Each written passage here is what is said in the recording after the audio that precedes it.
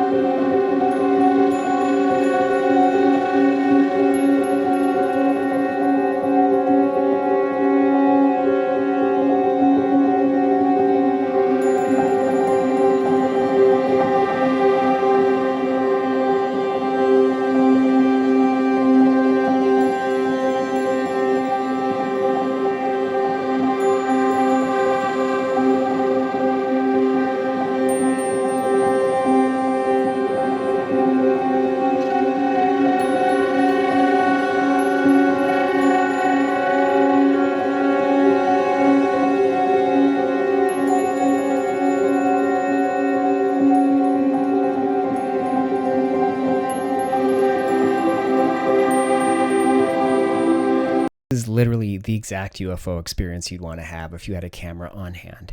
It would almost be unbelievable unless you had your camera with you. Prove them all wrong. A multiple UFO sighting where they were all dancing and darting around, doing maneuvers which were impossible with conventional aircraft. Exactly the story you hear from all the UFO accounts over the years. But usually, incredible visuals and double rainbows come after consuming party favors. The scariest bird sounds in the world. Shoebill.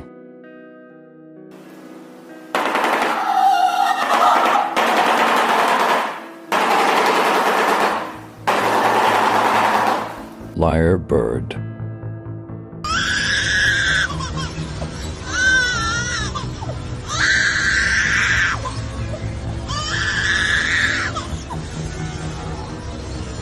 Cassowary.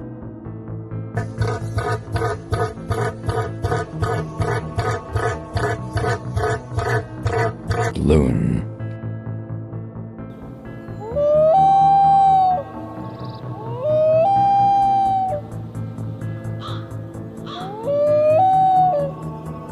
Kookaburra.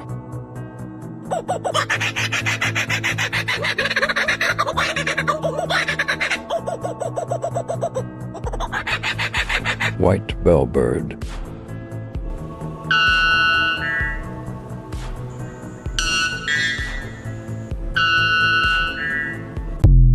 If I heard any one of those birds in the woods, other than the loon, which was super nuts, scary, and rather majestic, it would be super terrifying. You hear in these stories about fairies luring children into the woods when they hear a crying baby, and they're never to be seen again.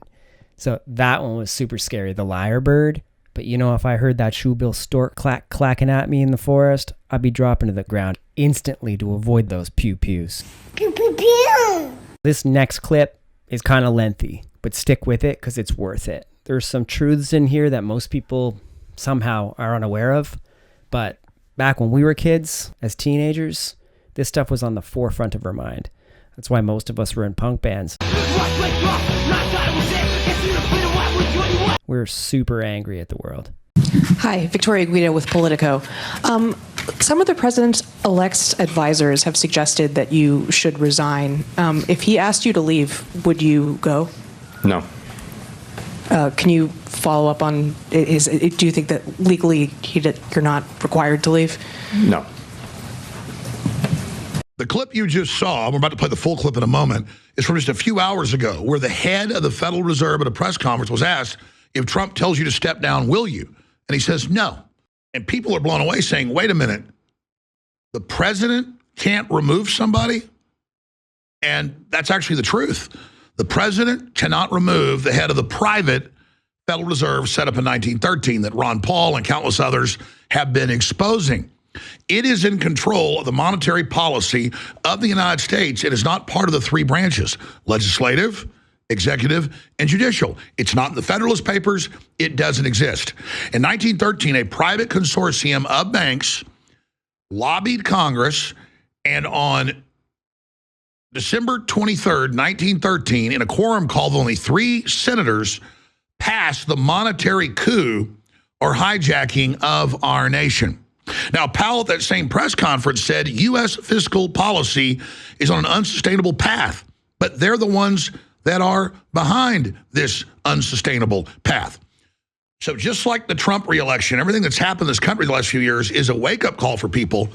The general public is now waking up to the fact that, indeed, the Federal Reserve is private, run for profit, and is owned by private banks, and has been consolidating power and vertically integrating the economic future of Americans into their hands in a criminal, crony capitalistic transfer of wealth. So I'm going to play you the full clip, and then I'm going to play a clip from Alan Greenspan more than 15 years ago when he had just left the private Federal Reserve, asked the same question on PBS, and he said the relationship of the government, the president, any of it, with the president and with the government, the Federal Reserve, is zero because no branch of government has any effect over them.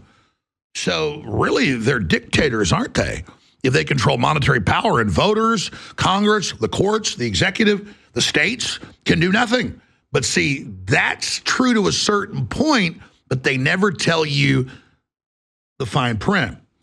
Congress created the Federal Reserve, and Congress could abolish the Federal Reserve. And that's what's exciting. Right now, Ron Paul is talking to Elon Musk and Trump about coming into the administration on monetary policy and developing a plan with Elon Musk office that's going to be designed to work on efficiency, to develop a plan to return the power of the purse to Congress. Regardless of what you think of Alex Jones, he's spitting straight facts on this clip. There's so much good information there. But if it's true about Trump and Musk and Ron Paul going after the Fed, there's definitely going to be a body count. Heads will definitely roll. 10-pin messenger.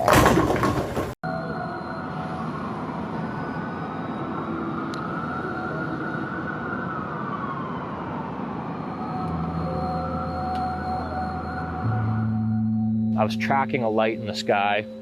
I couldn't tell on the camera if it was a satellite or not. And I'm tracking this light. And as far as I was concerned while it was happening, that was it. It was just one light. And I was looking at the footage on the computer. I noticed I had caught the most amazing thing ever. And that was very, very definitive to me, seeing that footage. This light comes from the top left corner of the screen, zips down, and then zips back up to this object. This is just another great example of how incredible these things can maneuver. To zip around and to chase things and to remain stationary and rotate around an object and take off again. It's just extraordinary. I'm just like so infinitely curious to know how these things work, what they are, what they look like. Ever since I was a little kid, I've been fascinated with this stuff. Number 1, the planet Earth is and has been the subject of an extensive, massive, a very thorough and detailed study by several extraterrestrial civilizations. Now that's an attention getter in itself. Number 2, these civilizations have demonstrated an extremely advanced technology, possibly hundreds or even thousands of years beyond our own. It gets better. There seems to be a process or a plan of some kind unfolding. The studies indicated and demonstrated that a development of some kind of program was underway. Evidence collected indicated that the program has been going on for a very long time, possibly hundreds or even thousands of years.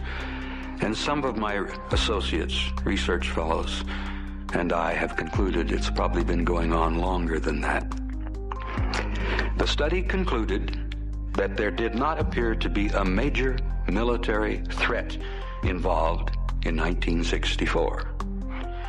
That if they, whoever they are, were malevolent or hostile, there was absolutely nothing we could do, because the level of technology that had been demonstrated was so far beyond anything we had in 1964, that we felt that if they were hostile or malevolent, the game was up.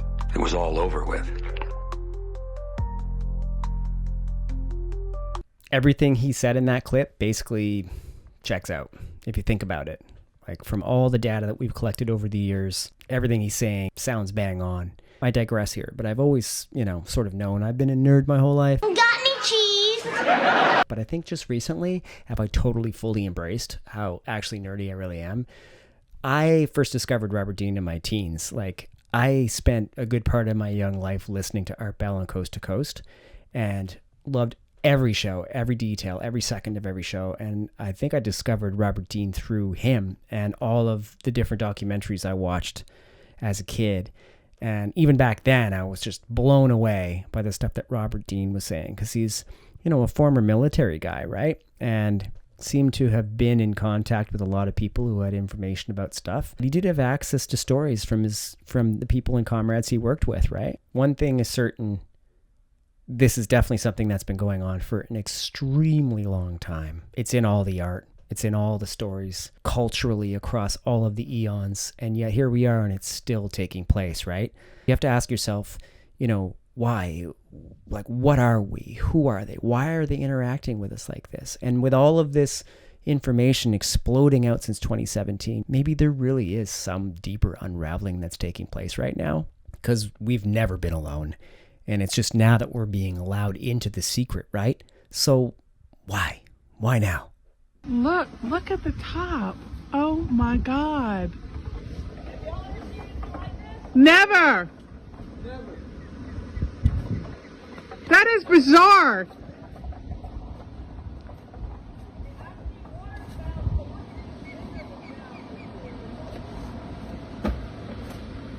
Look at that boat.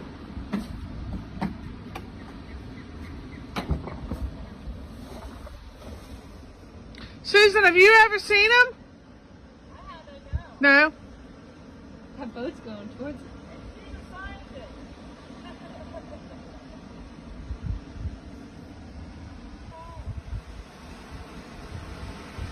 Look at it. Oh my God.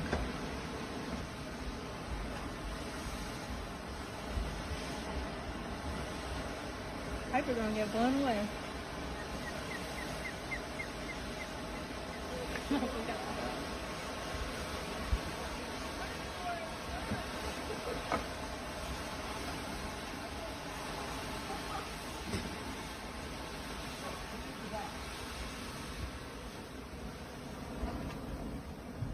Oh! Oh, look, it just picked up right there.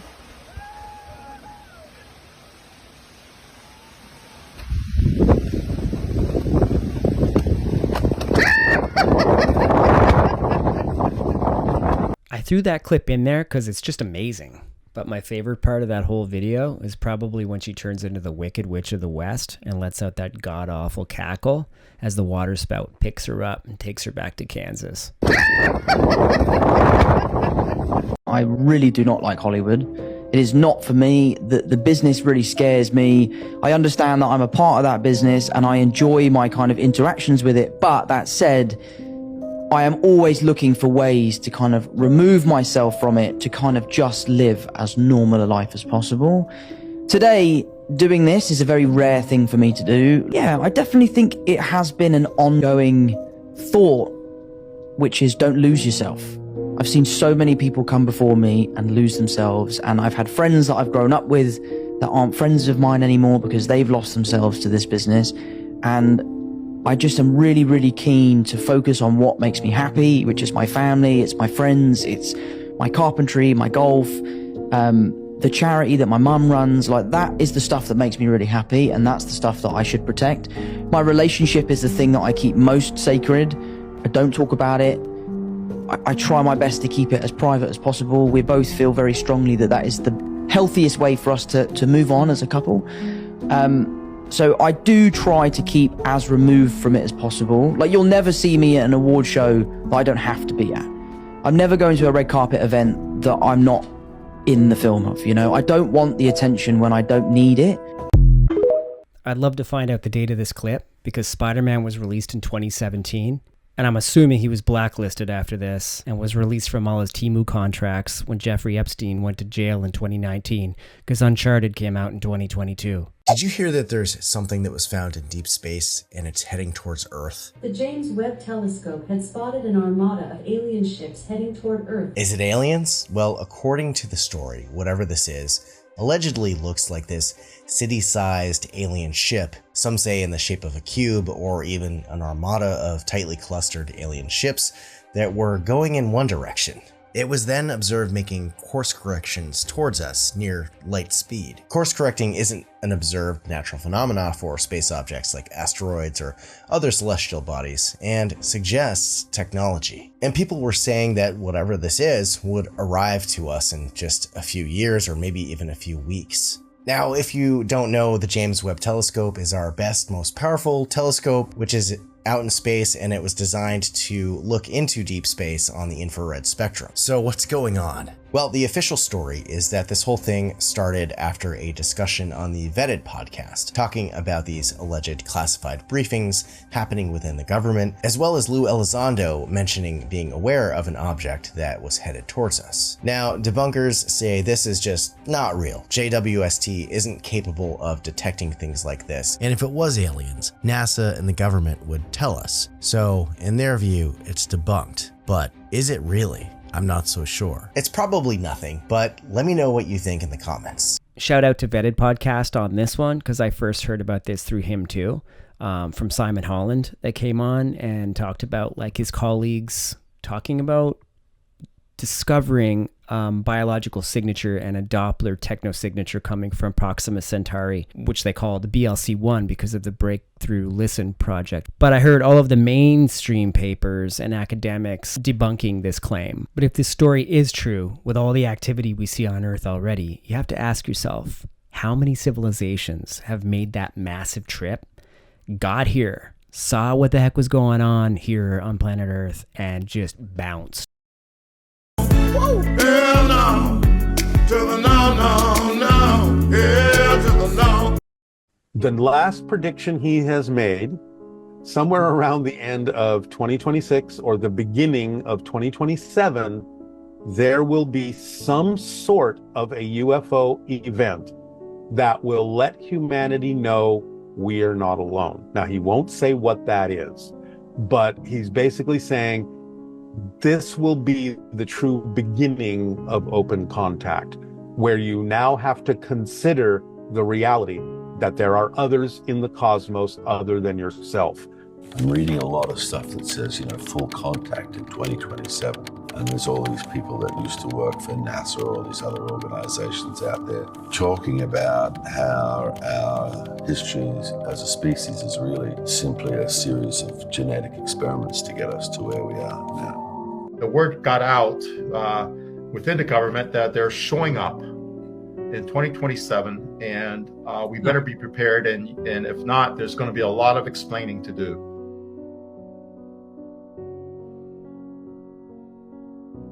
I've never believed Bashar, and I think that's who he's referring to when he says he, the prophet or whatever, who he's talking about. I keep hearing kind of rumors about like this big reveal, right? And this November surprise, and this whole idea of BLC-1, the Breakthrough Listen of Proxima Centauri, a signal coming from there that they've deciphered and determined to be a technological signature. Not just that, but an organic signature coming from there as well. And the Doppler effect of that audio being a sign of artificially created message coming from that star. So I'm wondering, are we about to get a huge message? Is the November surprise the revelation that, yeah, we have discovered the life, even in space or on Earth, alien life or whatever, even though we've had David Grush come out and all these people, Luis Elizondo, his book's up there on the shelf, saying, yeah, they've got it. They've got the crash saucers. They got the biologics, but we haven't seen the pictures. We haven't seen the actual proof.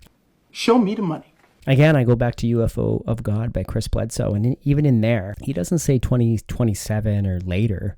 He says, I think, 2025-ish. Like, people are waiting for Easter 2025 for some major revelation. And one of the prophecies given to him by the lady, which he said visited him, is that when the star of Regulus rises over the Sphinx, or sets over the Sphinx, I don't know which one it is, I'd have to reread the book, that would be the new era of great change or great peace. So, I don't know. Do you guys think that there's something big coming? It sort of feels that way, right? We're sort of unraveling a lot of stuff here, and there's a lot of truth coming out that was buried by the past. The universe is far more strange than we've given it credit for. We've just tried to decode it. We tried to give answers to people who are in the dark about what it all means, right? But the truth is, we know little to nothing about anything at all.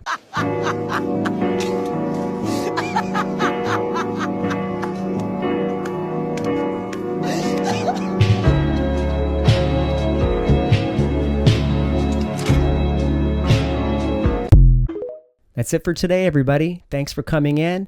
Hope to see you next time. Don't forget to click that like button, subscribe, leave a comment down below, and we'll see you again. Stay weird.